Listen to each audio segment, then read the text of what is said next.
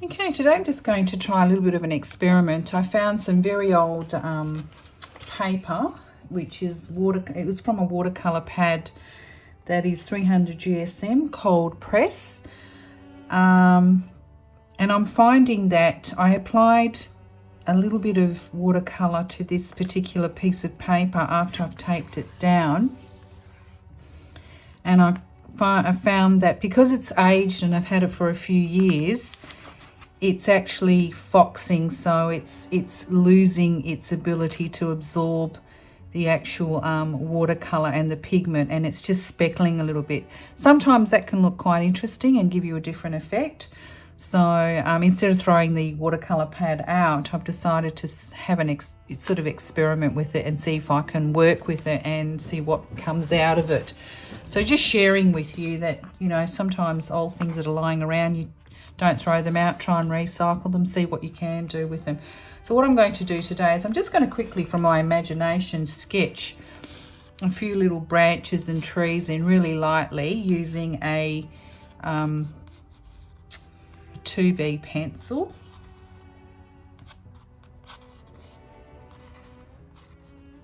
Just in here, okay.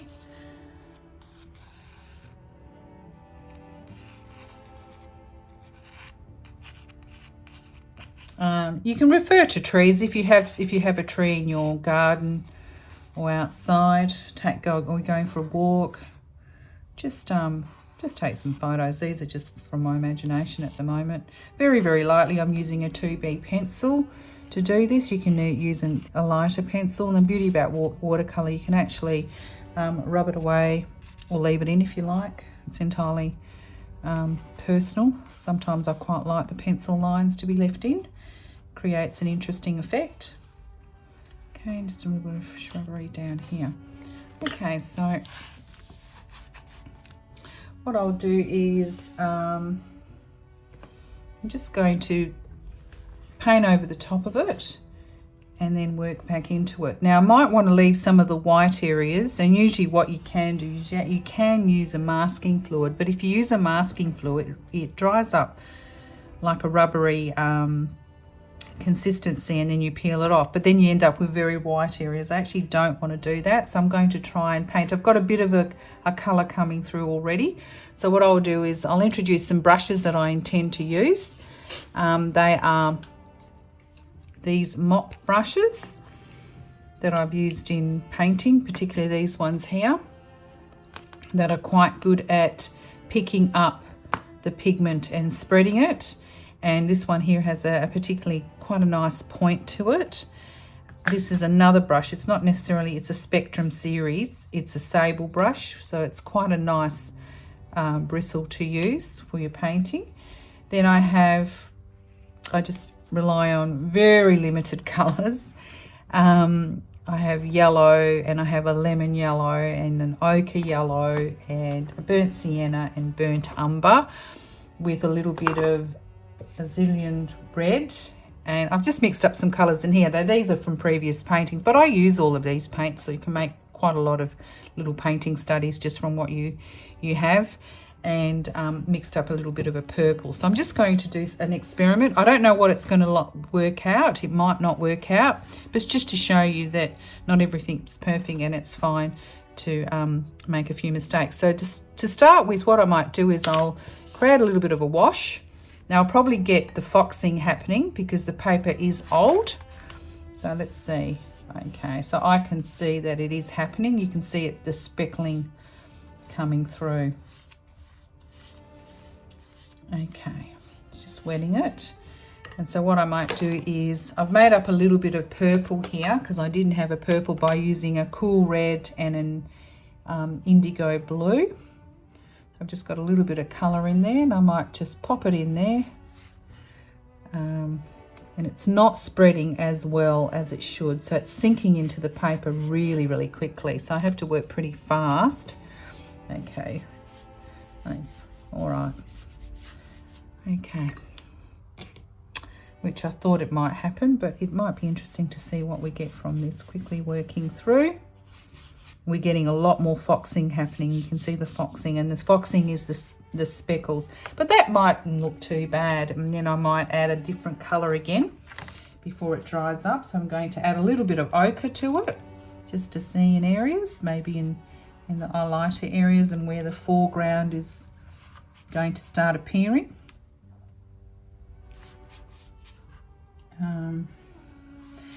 Oops, a bit darker than what I wanted it. So see how automatically, as soon as the pigment hit the paper, it absorbed it, which didn't give me enough time to actually spread it with my brush. So it's a good lesson to make sure that if you are doing atmospheric types of paintings and you do want to bring out, you know, be able to spread the pigment over a short period of time, this paper won't work for you. However, in saying that, I actually quite like the effect, the blending of the ochres and a bit of purple. They are complementary colours on the colour wheel. I think they work quite well. Even if I was to absorb a little bit of, so if I was to go in with the clear water in here and absorb some of the area with a bit of tissue, it won't lift the actual pigment. It's just completely soaked through, but it has created a really interesting effect. So what I might do is I can't see the trees very much now because I drew them quite lightly, and it absorbed everything so fast. Okay, so you can leave that and come back to it later, or you can add, I might try and add a little bit of a lemon yellow, or not lemon yellow, just an ordinary cad yellow, just to see what happens. And that's still reasonably wet, but I might dampen it just a little bit, just to encourage it to run a little bit in areas. And I have to work really fast, because if I don't work fast, so I might put a bit of yellow in here. See, even that little dot in here, as soon as it hit the page, it was thicker than my normal application. Okay, so, and I can't control it. Okay, so I quickly get some paper, and I might be able to absorb some of it. It's already gone through, just to show you. But that doesn't look too bad. So those trees, I can just barely see them now. I don't want to work, this is already, I don't want to work with it while it's damp, because I think the trees will run. So I might wait a few minutes for it to dry, and if you want, you can actually use a hairdryer as well. And see how now the blue is coming up. So initially I did a wash in a light blue, wash of an indigo and just an ordinary cobalt blue, just to see what the paper was going to work, how it was going to work, and whether it had, the foxing would increase. And you can see the blue coming through, so it's a build up of layers of pigment. That can be quite interesting. I can see I could change my entire composition and look at some landscapes that I can see in here later on. I intend to work back with it with a little bit of pen, just to show you how to build up those areas. But this is an example of what foxing is in watercolor studies. It's basically using old paper that it's not allowing you to spread the pigment as much as you would like to.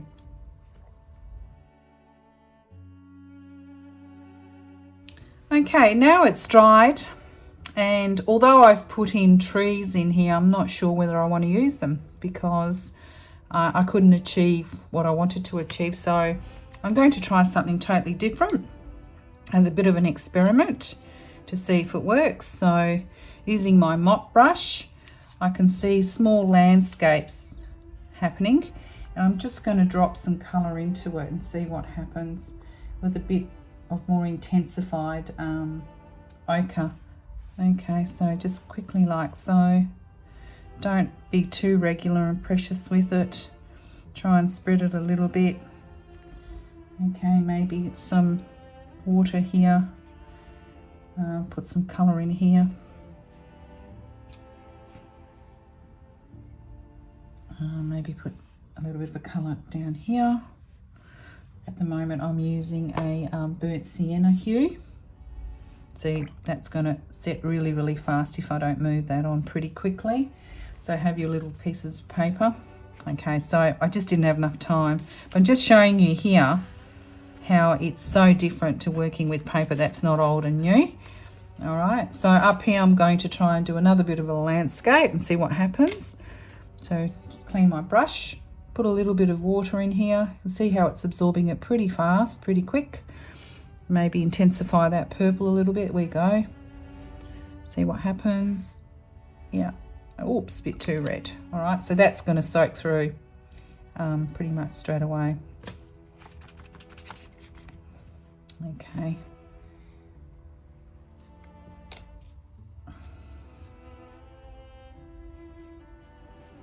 And maybe bring it through like so. So see how it's, once it hits the paper, you just don't have any control over it at all. So I'm just gonna get some water and see if I can rub it back, but it won't. So if you're going to use this sort of paper because you don't have access to new paper or you can't afford paper, you need to make sure that you are able to control your mark making if you're trying to achieve a particular landscape technique. So I'm just going to play around down here a little bit.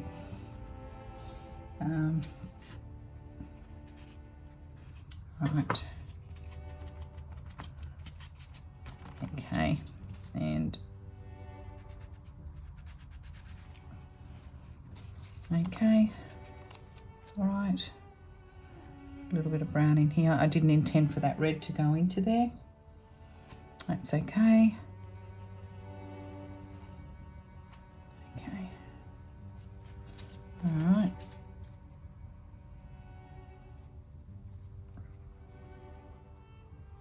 It's certainly a pad that I probably won't use in the future because I just can't control where I want to bake my marks. I can't even lift it or spread it. It's literally hit the page, it's absorbed it straight away. Can be quite interesting. You know, I'm getting some really nice effects. I don't mind that. But I'm thinking a little bit more about my mark making and maybe my balancing of some colours. So I'm going towards the purple just to bring it down. Oops. Just to bring it down. So make sure that you mix your colours pretty accurately.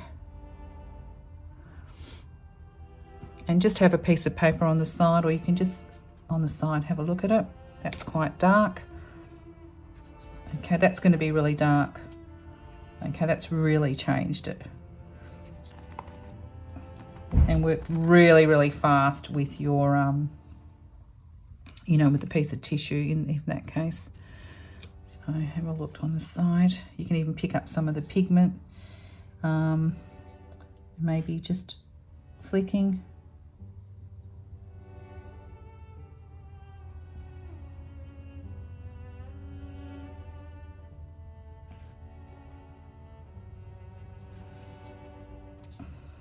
Okay, it's starting to look more and more abstract.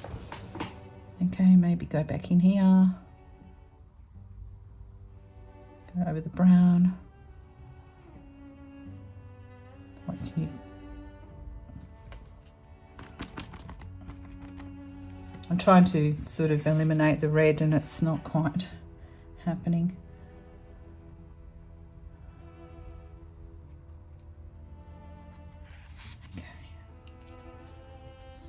You can probably bleach this. I could probably try bleaching a section of the paper later on just to see what happens.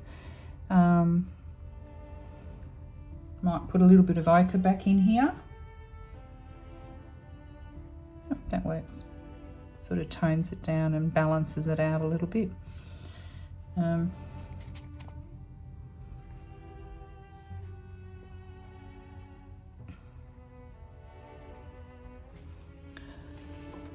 Might use a fan brush to see if that makes a difference. So I might add a little bit of ochre and yellow to areas and push it in. Yep, certainly does. Okay, so just in here, push in some yellow. Just add a little bit of texture. It's kind of fun just experimenting because sometimes your experiments work out, other times doesn't. It doesn't really matter. It teaches you about, it's taught me a lot about the paper and what it does, and it's taught me about you know, that sometimes you can't use it. You can only use it for doing abstraction work. And And I can relay this to the students that I teach, saying, you know, a piece of old paper that's a few years old, make sure that if you want a specific landscape or you want to sort of use some of your holiday pics, you source the right type of paper. It's usually 3800 GSM cold press. I do have that. This is a 300 GSM cold press, Art Spectrum, but it's too old. So as you can see, it's picking up all the blue as well from previous washes that I've done.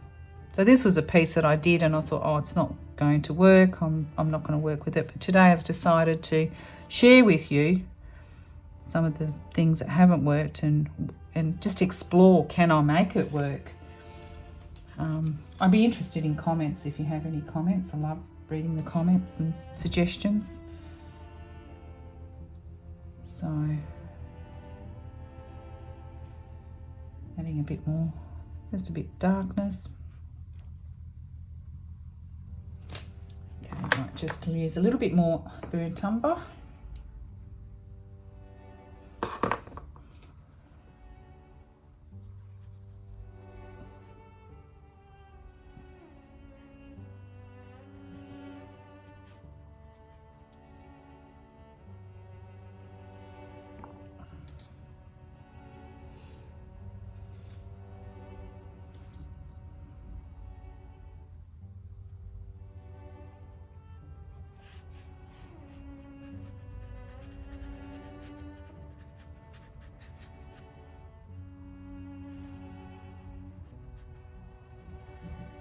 Just little touches.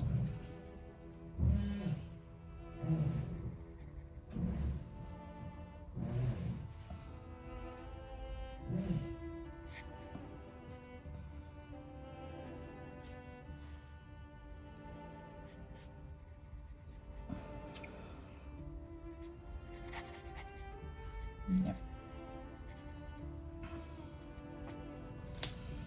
That's interesting. I don't mind it. I like that section in there. Sometimes I always look at little sections that I can enhance with my viewfinder. I'll just show you what I mean by that. So if I was to do that, and possibly that, that's quite an interesting thing that you can actually work back into with pen later on. I love the colours, love the contrast of the purple and the yellow. Looks quite good. Or I could go up here and do that. That looks pretty interesting as well. So that can make a, you know, an interesting landscape without too much detail. So I'm going to wait for it to dry and then I'll work back into it with some pen just to show you what you can do.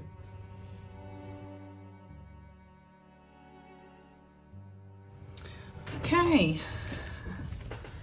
I waited for this to dry, and as you can see, I have started to bleach a certain area before. I did say that the paper was an old pad that I used, which is watercolor pad cold press, which is what you should be using for watercolors, 300 GSM. But because it's so old, it's starting to fox. It's called foxing in watercolor, which means that once it hits the paper, it absorbs the color too quickly, so it doesn't allow you to actually spread the color. So what I've tried to do, I'm going to do is I'm actually going to draw back into this and using some bleach and see what happens with the bleach. So still going along the lines of just mixed some up here of using household products just to see things. Now I've got an old brush that I'm not worried about losing the bristle, because that's exactly what will happen once I start applying it. You can dilute it so that you're getting different tones by the dilution, because otherwise it'll dilute it right back to a white. Okay, so you can see there it's just sunk into the paper. What you can do is you can you can just draw using one of these Micron felt tip pens. This one here is waterproof. You can get ones that are not waterproof, and they can create some beautiful bleeds and lovely effects that you can actually use. So I'm just going to just freehand a couple of trees and branches into the foreground and see what happens here. Just going to play with the lines. I'm not going to do a continuous line, just a bit of a broken line, a bit of an indication of where this branch is actually coming. Then bring it back down and go like that, maybe like that, bit of a curve. And then I might have, say, another one, say one coming in from here, on the side, up. So just a few broken lines. I'm just using them as a bit of a guide to create something in the foreground, just playing with it.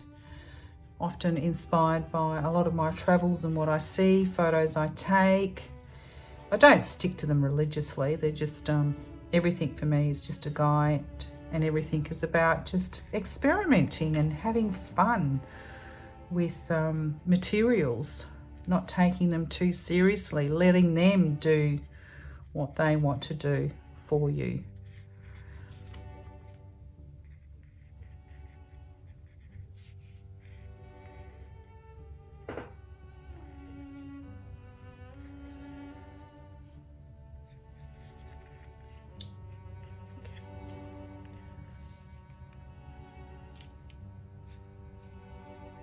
Just a few lines as guides.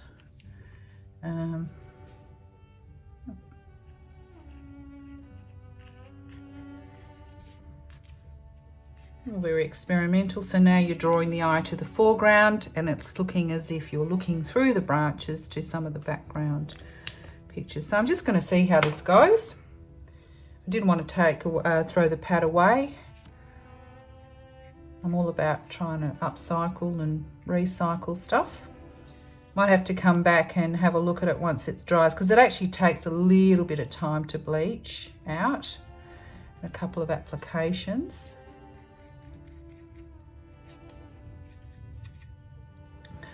You can use peroxide for this as well. I just found that the peroxide that I have, that I often use for my hair, it's creamy, so I didn't want the creamy consistency. You can buy peroxide from the pharmacist. I think that it's just a liquid which you can play with.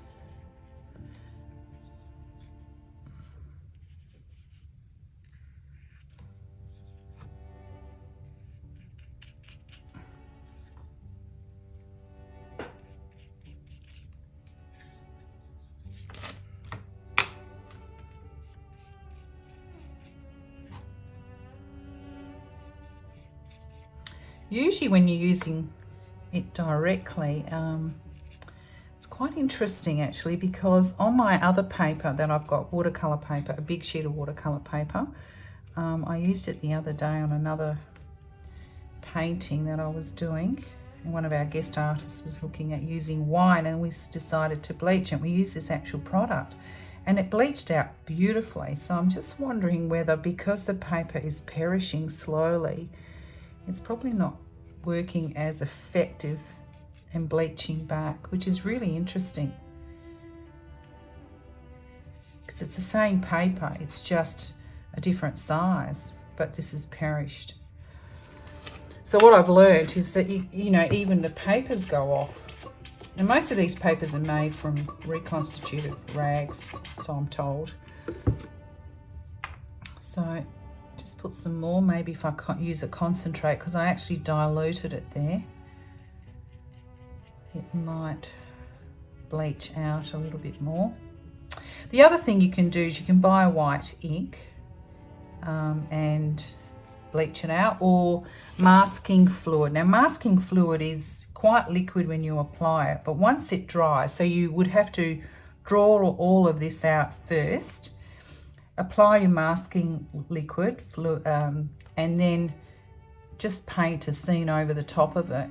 And once the masking liquid has dried, and once it dries, it turns into some sort of like a little bit of a rubber that you can actually peel off. And what happens is it's actually masked the white paper, so you end up with white branches or white areas, which is quite good to do. And once I get some of it, I may demonstrate in another video how to use that as a special effect.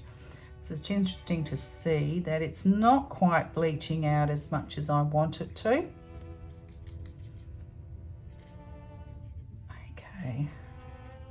The moon did bleach up here, but it took a little while to actually do that. So I'm just wondering whether it's because it's the paper. It'd be interesting to see. So what you might want to do is, while I'm waiting for that to dry and see if it's bleaching out, and it probably will bleach out, might just take a little bit of time to do that, is you can go in, and this is called working back into an image that you like. Okay, so I'm just really playing with color, playing with textures, playing with effects. I try and hold my pen from a distance so I have less control of my pen. I actually quite like not having control. I don't want it to be contrived. So I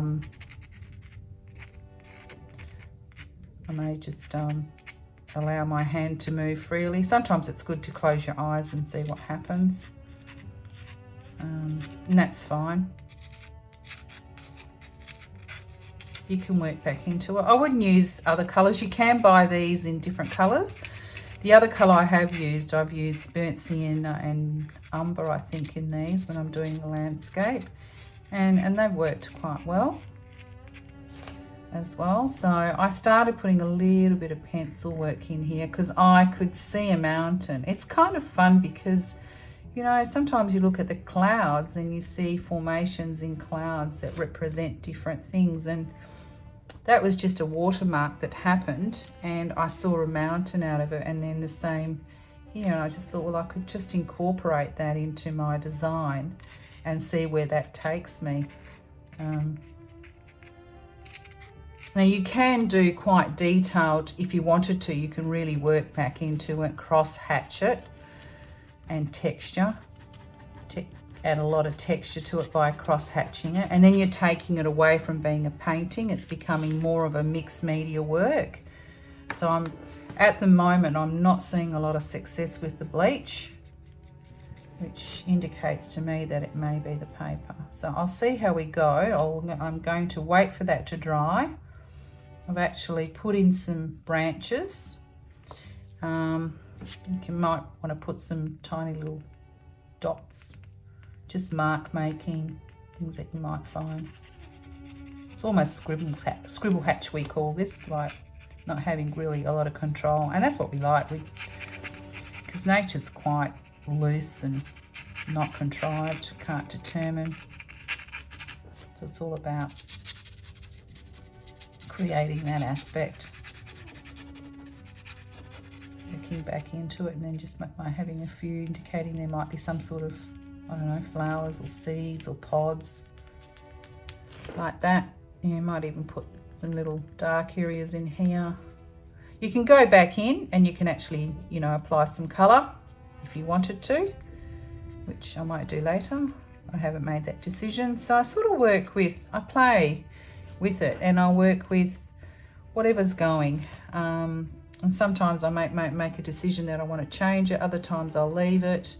Other times I'll leave it overnight and I'll come up with a different idea. It's just fun, just, you know, playing with it. I give a lot of this work away to friends, make postcards out of it. Sometimes I just keep it for myself. I had a little mini exhibition and submitted stuff, which was kind of fun. I do a lot of hyper-realistic stuff, but just lately I've been really interested in just exploring textures and mark making rather than your standard,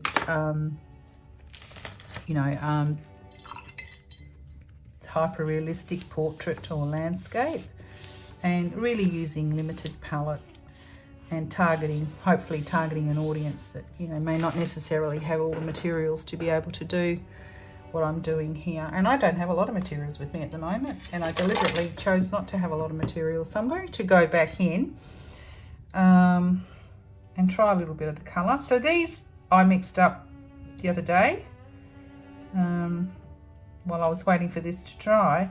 And the beauty with watercolours, and these are the colours I'm using in case I hadn't missed out before. So it's Art Spectrum. There's different types. There's also Cotton. So it just depends. Winsor and Newton, they're pretty good as well.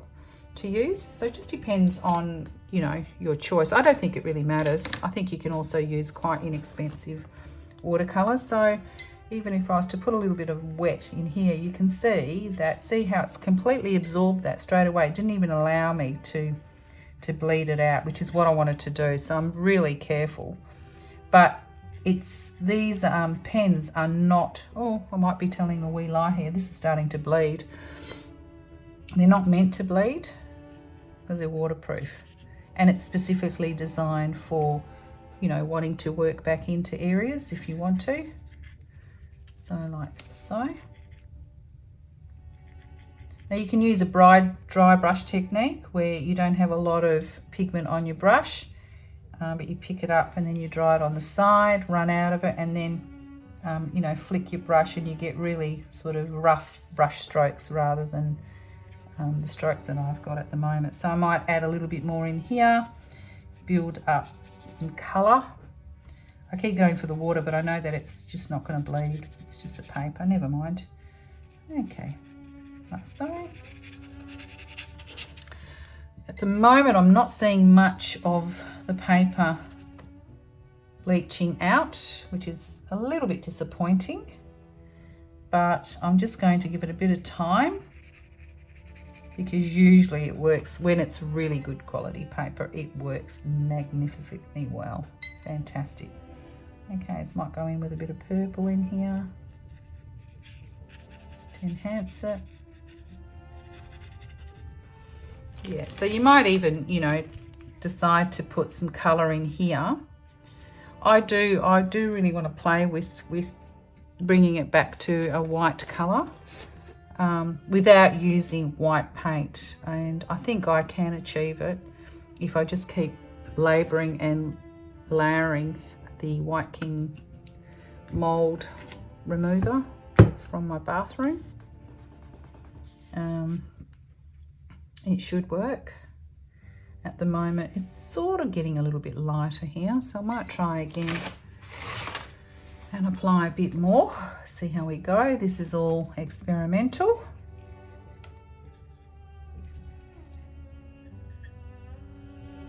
So if you get good quality paper, you won't have a problem. As soon as this bleach hits the paper, it'll bleach out areas. Or the other way to do it is to buy some masking fluid. And that is so much fun to use, the masking fluid. So, great. That might do it.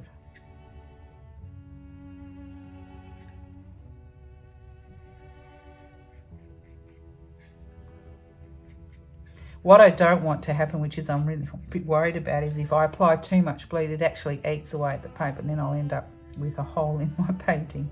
But that doesn't matter, because I've learnt that you can't use certain papers. Maybe once this dries, you'll see. I can see a very faint change in here, very faint lines happening. So I'm thinking and hoping that it will work.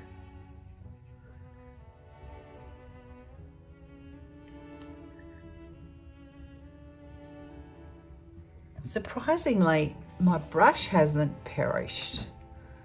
And usually I've got a couple of old brushes because they perish. So maybe this stuff isn't as good as bleach in itself. Certainly smells pretty,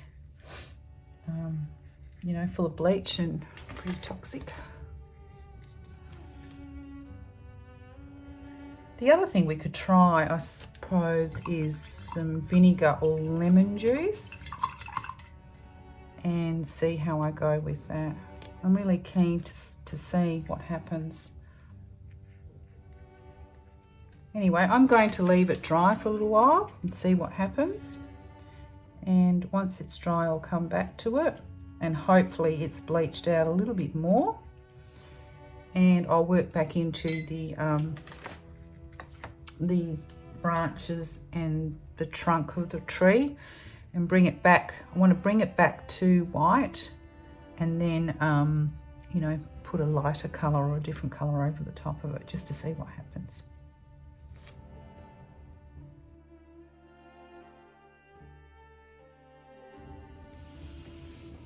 Okay, I've come back today to try and finish this off. And as you can see, some bleaching has taken place, but generally speaking, you can see quite a lot more. It can bleach right back to the paper.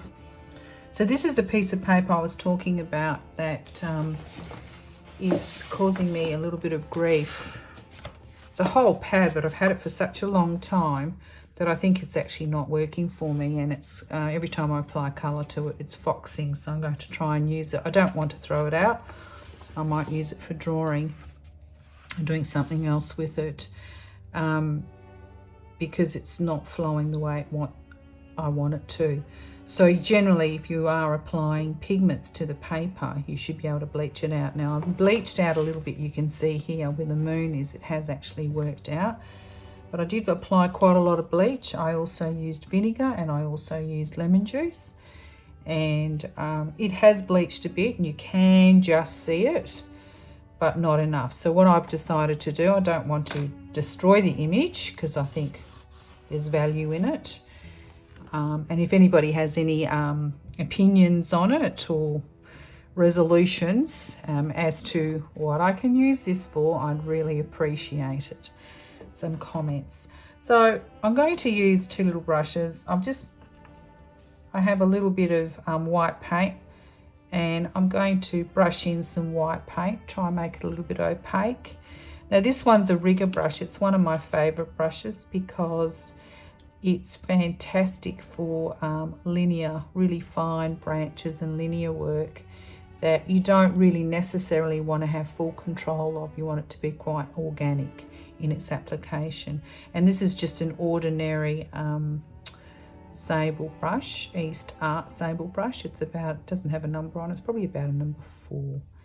Okay, so I have a little bit of acrylic paint, which is the Josonja paints. It's a matte flow acrylic. Now you can buy different acrylics that have more of a translucent application. But I'm just going to dilute it and work back into it with a bit of white paint over the top. I'm not too fussed if I don't get completely white. I don't mind some of the colours coming through because I think it creates a really nice sort of unity within the work.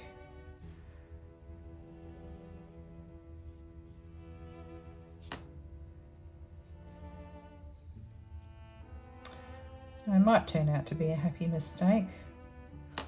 Sometimes it's good to have things that, don't work out all the time because you start thinking about other things you can do with it. So playing around with ideas.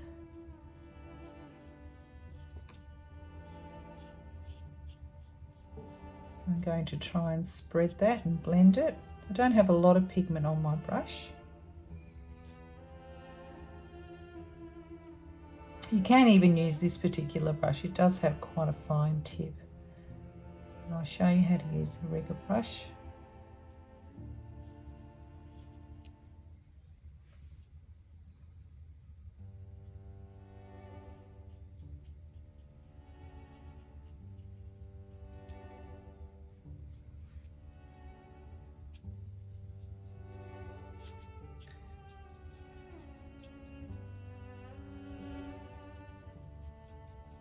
It's good to have a little bit of the dry brush technique where you don't have a lot of pigment and you keep brushing it on. It gives you that sort of textured rough effect like bark.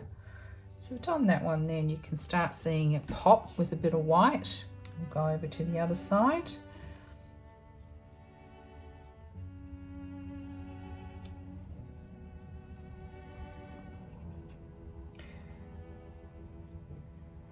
So there's a few ways of doing this. You can either use masking fluid before you actually start putting a background in, draw your trees in, either with felt tip pen or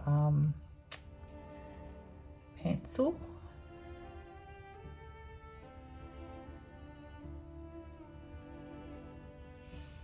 Or you can paint, try and bleach it out. Or paint, paint over the top. So there's a number of different approaches. I don't think there's a right or a wrong. It's just what you feel like doing at the time, what you feel like exploring. I'm sort of into looking at what I can explore from my pantry and what I have at home, rather than having to go and buy too many materials to achieve certain effects. I think that's coming up rather nice. Nice lovely lines. They don't have to be completely contrived and regular. I think the less contrived they are, the better.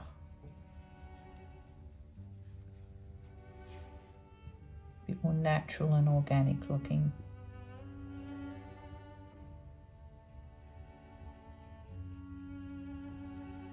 You can play around with the application, so you might want to sort of, you know, most branches look round, so you might want to, when you're painting the strokes, you might want to go round a little bit like so, to create a bit more three-dimensionality just with the stroke techniques.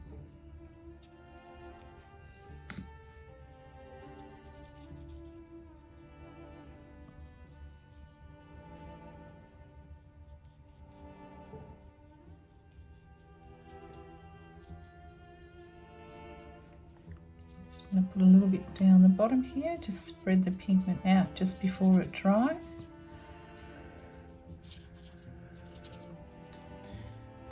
And then you might use I'll just get some more pigment, we're running out a little bit. Oops. This is titanium white. I quite like using titanium white. It's really nice white. You could use a warmer white if you wanted to, but as I said, I had limited choices without having to go to the art shop and buy more things. So just using what I have at home.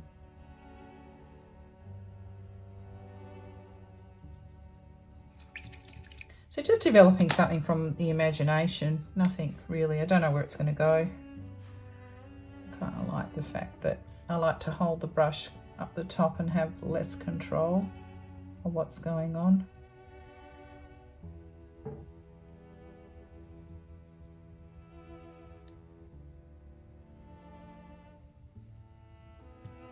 Sometimes you just got to get the right consistency as well, because it won't flow.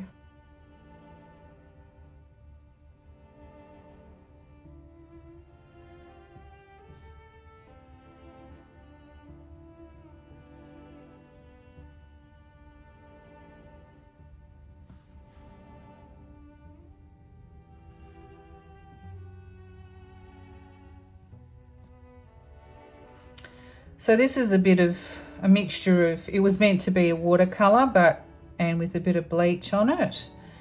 The bleach has worked, not as well as it should have done. If I got stronger stuff, I was concerned that maybe it might even eat away at the paper, and I had that happen. So I decided to take a different approach and paint back into it with some acrylic. As I said before, you can use a white ink if that's what you want to do. That's quite nice too. Okay, so they're the white, and then you might decide, I've got a little bit of white, why not balance it with a little bit of the rigger brush. And see, you might not be able to see this, but this has got very, very fine line work that you can play with. It's going to dry up a little bit translucent, which is really lovely.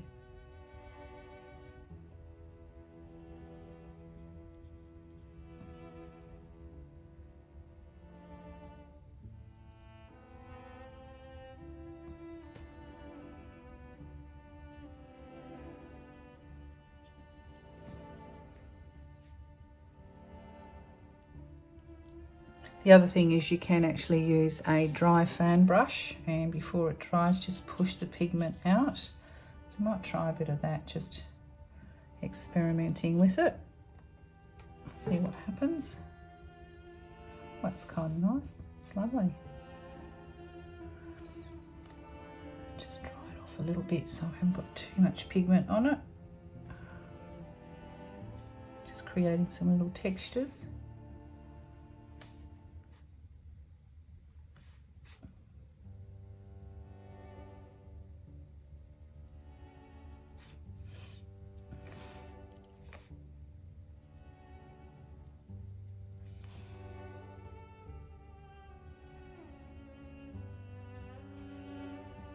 So this is quite thickly applied compared to the trees, just to create a bit of white contrast there.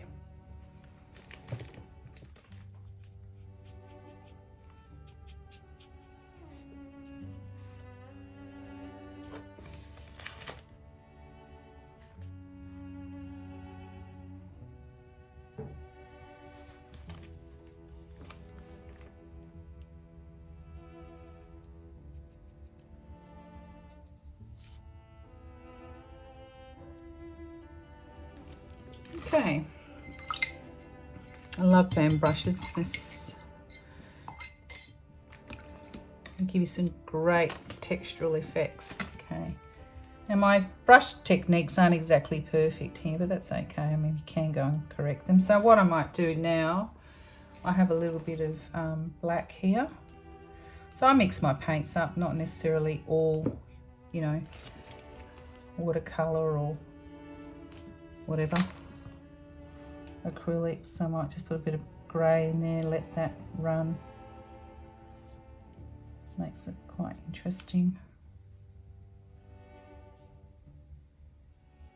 Work pretty fast with the rigger brush. See, the paper, although there's layers of paint, it's still foxing. It's a shame.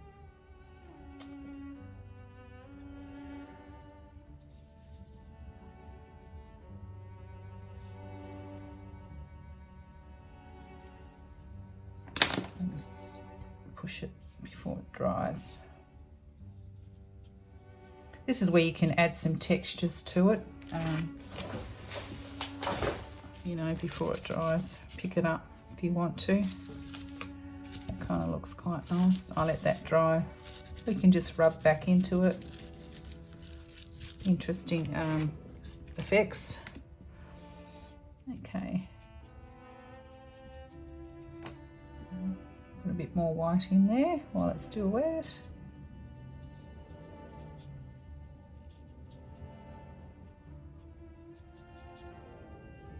There we go.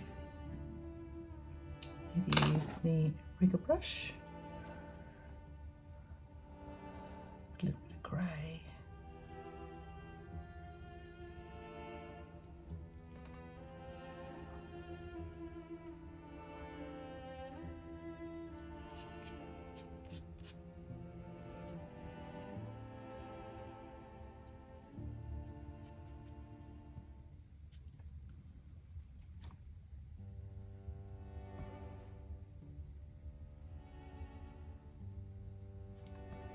Okay, just like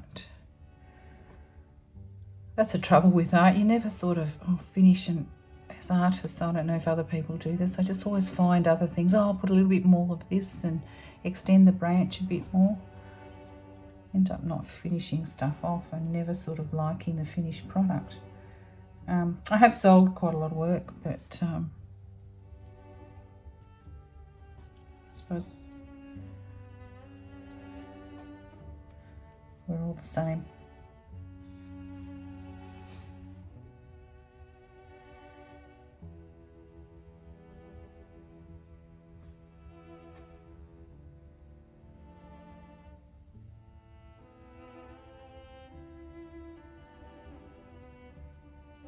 Okay, just a bit more.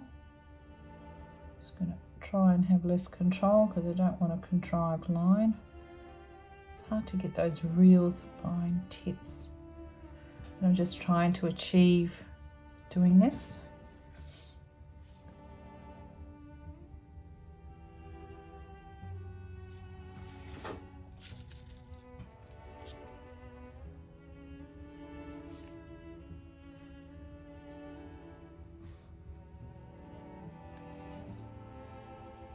Other things start popping up. You start seeing gnarly bits that you can add in.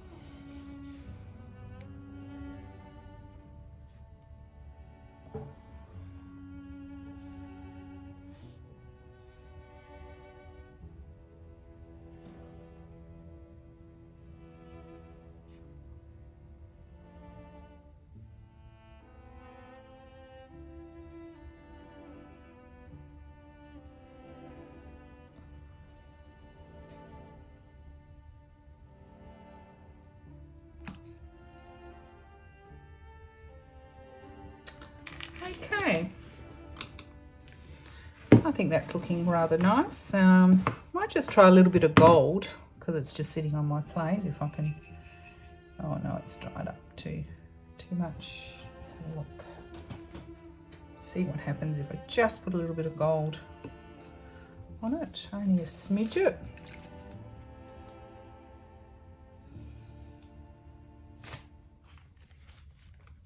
So I'm just going to put a little bit of gold in areas just to get that metallic-y look through it.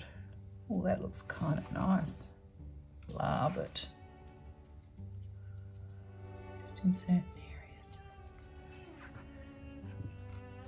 Just where the brown is.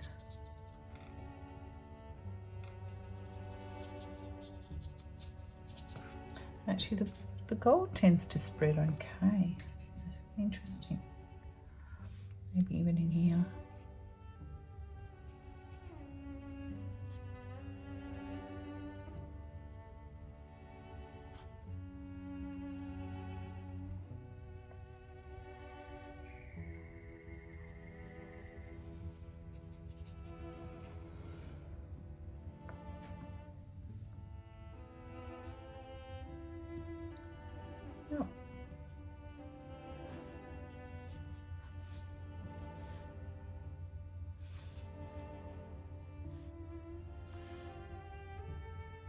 Just put some on the branches, just creating unification, lighting it.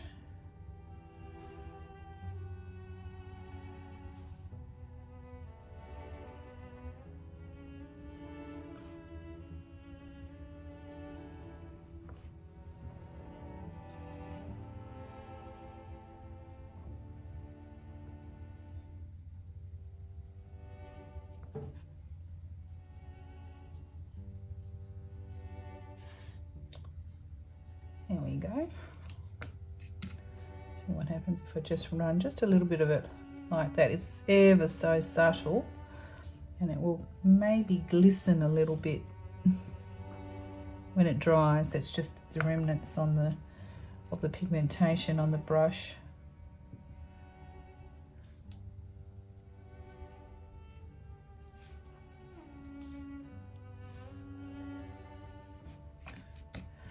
Just darken that one branch a little bit because I actually want it to come across.